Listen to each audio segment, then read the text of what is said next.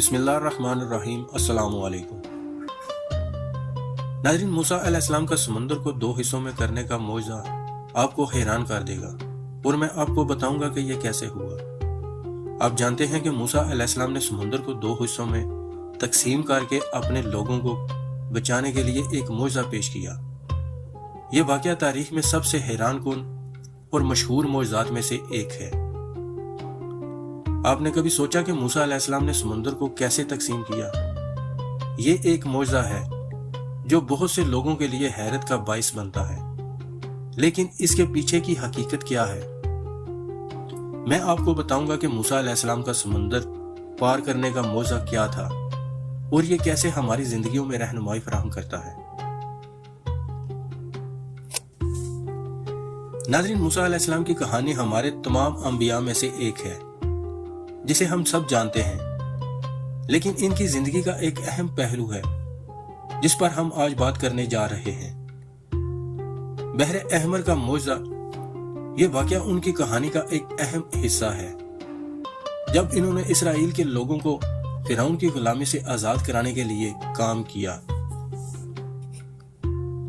فرعون کی فوج نے اسرائیل کے لوگوں کو زبردستی مصر میں رکھا تھا، اور موسیٰ علیہ السلام نے فرعون کے سامنے کھڑے ہو کر ان لوگوں کو آزاد کرنے کا مطالبہ کیا۔ جب فرعون نے انکار کر دیا تو موسیٰ علیہ السلام نے خدا کی طرف سے دی گئی طاقتوں کا استعمال کرتے ہوئے مصر پر بہت سی مصائب لائیں۔ آخر فرعون نے اسرائیل کے لوگوں کو جانے دینے کا فیصلہ کیا، لیکن جب وہ بحر احمر کے کنارے پہنچے تو فرعون نے اپنا فیصلہ تبدیل کر لیا اور اپنی فوج کو ان کا پیچھا کرنے کا حکم دیا۔ اسرائیل کے لوگ فوج کے ساتھ درمیان میں پھنس گئے اور پیچھے بحر احمر تھا۔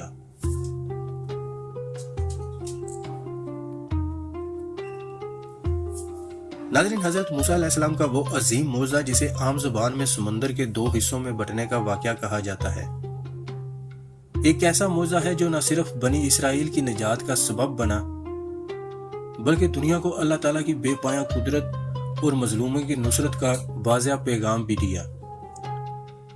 یہ واقعہ مصر میں فرعون کی سخت غلامی اور ظلم و ستم کے بعد وقوع میں آیا۔ فرعون اور اس کی سلطنت نے بنی اسرائیل کو نسل در نسل غلام رکھا ہوا تھا، اور اللہ نے موسیٰ علیہ السلام کو اپنے پیغام اور قیادت کے لیے بھیجا تاکہ وہ لوگوں کو ظلم سے نکالیں۔ حضرت موسیٰ علیہ السلام نے اللہ کے حکم پر بنی اسرائیل کو لے کر مصر سے روانہ کیا، اور جب وہ راستے میں سمندر کے کنارے پہنچے تو پیچھے فرعون اپنی فوج سمیت پہنچ گیا، اور صورتحال اس قدر دباؤ والی بن گئی کہ لوگ سمندر کے سامنے دشمن کی فوج کے قریب محسوس کر رہے تھے، اور ان کے لیے بظاہر کوئی راستہ نظر نہیں آ رہا تھا۔ اسی وقت اللہ نے موسیٰ علیہ السلام کو حکم دیا کہ اپنا عصا یا ہاتھ سمندر کی طرف بڑھاؤ، اور اللہ کے حکم سے سمندر ایک طرف کو ہٹ گیا اور پانی دونوں طرف دیواروں کی صورت میں کھڑا ہو گیا۔ بیچ میں ایک خشک راستہ پیدا ہوا جس پر بنی اسرائیل آرام سے گزر کر پار ہو گئے۔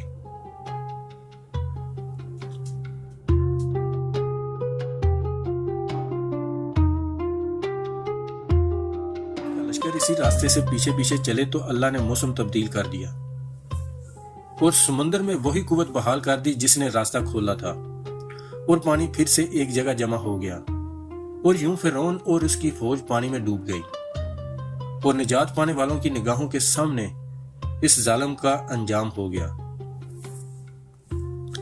ناظرین، قرآن و حدیث اور عبرانی مسخورات دونوں میں اس واقعے کا ذکر آتا ہے، اور اس کی تفصیلات بعض مقامات پر مختلف انداز سے بیان ہوئی ہیں، مگر بنیادی نقطہ یہی ہے کہ اللہ نے اپنے بندوں کی مدد فرمائی اور ایک ظالم حکومت کا خاتمہ کیا۔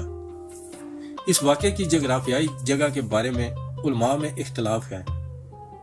بعض کہتے ہیں کہ یہ واقعہ وہیں سرخ سمندر میں ہوا جسے انگریزی میں ریڈ سی کہا جاتا ہے، اور بعض محققین اسے یم سف یعنی سی آف ریڈز یعنی ایک ایسی آبی پٹی سمجھتے ہیں جو مصر اور فلسطین کے نزدیک پائی جاتی تھی، اور یہی فرق آشیانے اور تاریخی جغرافیائی کے مطالعے میں آتا ہے۔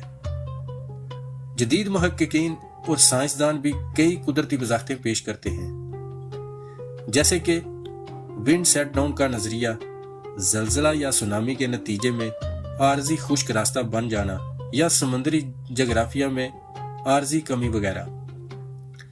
مگر ایمان کی نظر میں یہ کوئی عام قدرتی واقعہ نہیں، بلکہ ایک الہامی معجزہ تھا جو وقت، جگہ اور صورتحال کے حساب سے اللہ نے انجام دیا۔ اس معجزے سے کئی اہم اخلاقی اور روحانی سبق ملتے ہیں، جن میں اللہ پر توکل اور صبر، نجات اور شکر، ظالم کا انجام اور نبوت و قیادت کی اہمیت شامل ہے۔ دیگر پہلو یہ بھی ہے کہ اللہ نے اس واقعے کے ذریعے لوگوں کو یہ سمجھایا کہ نجات محض انسانی کوشش سے نہیں بلکہ الہی مدد سے ممکن ہوتی ہے، اور پیغمبروں کی اطاعت اور ہدایت اس راہ میں کلیدی حیثیت رکھتی ہے۔ تاریخ اور مذہبی کتب میں اس واقعے کی تفصیلات اور اس کے معنی پر مختلف تفسیرات ملتی ہیں۔ اسلامی تفاسیر میں ابن کثیر اور طبری جیسی کتب میں اس واقعے کی تشریحات موجود ہیں، اور عبرانی اور مسیحی روایت میں بھی خروج کی کتاب میں اس کا بیان ہے۔ بعض مفسرین نے اس واقعے کو نوع انقلاب اور معجزات نبوت کی واضح دلیل قرار دیا ہے، جبکہ بعض ماہرین نے اس کے پس پردہ قدرتی عوامل پر بھی روشنی ڈالی ہے۔ مگر ہر صورت میں یہ واقعہ ایمان والوں کے لیے عبرت اور اللہ کی قدرت کا روشن نشان ہے۔